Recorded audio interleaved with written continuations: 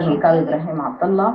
كنا أستاذ مكاوي سألنا عن يعني تحدثنا عن معسكر المرخيات وعن كرري اللي كان في 1993، وبعد النجاحات الكبيرة التي حققتها قوات الدفاع الشعبي رأوا إنه لازم يكون في عرين الأسود. نتحدث عن عرين الأسود. هي عرين الأسود هو معسكر جاء نتيجة عمل كبير. أنا هنا ما أغفل إن شاء الله العمليات اللي خاضوها الشباب ديل من جبال النوبة، يعني من معسكر كرري مباشرة مشوا جبال النوبة. والحمد لله حققوا انتصارات كبيرة جدا، أكثر من 17 معركة. والناس يعني أمنوا المنطقة ديك ورجعوا. بعد ذاك جات عمليات السيف الباتر في كابويتا. كابويتا دي حقيقة طبعا موضوع برا، لأن هي كان فيها ملحمة بطولية، فيها حصار كبير جدا، لكن الشباب ديل بعزمهم مع القوات المسلحة يعني قدروا يفكوا الحصار ويأمنوا المدينة في وقتها يعني. فهي موضوع كبير جدا، الوقت ما يسع. لكن بعد ذاك مشوا قلب النوير ومنطقة هيجيج، هي برضو كان الأيام ديك البترول طالع فكان محتاج تأمين. فالشباب ديل مشوا هناك والحمد لله يعني قدموا بطولات كبيرة، خاضوا معارك وأمنوا المنطقة، منطقة هيجيج. وبعد ذاك تم تكوين الكتيبة الخضراء 4، وبرضو خاضت معارك كبيرة جدا في استوائية.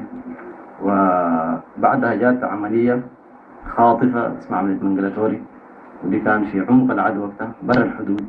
فكان عملية نفذها تقريبا 6 أشخاص أو 6 من الشباب الأشاوس، واليوم التحية كلهم موجودين.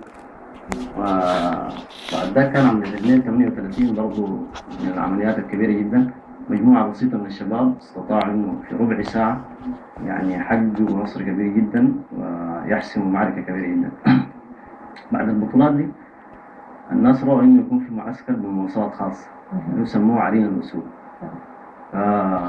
عرين الأسود حقيقة هو يعني يحقق الشغل العملي والتدريب بصورة علمية، يعني من ما تصحى من الصباح المفروض تتلقي جرعات معينة من التدريب، حتى نوع الأغذية والأطعمة تكون معروفة.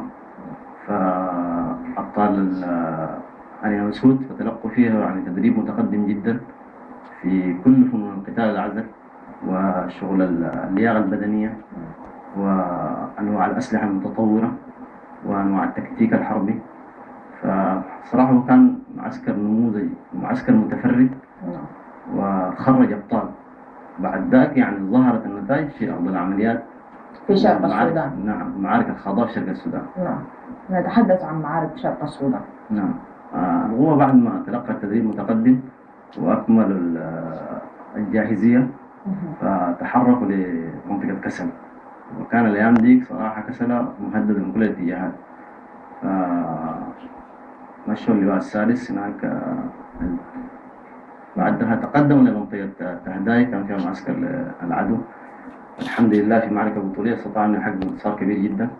من تهداي مشوا منطقة كدبوت، برضو هناك يعني جرت ملحمة بطولية من صلاة الصبح إلى صلاة الظهر.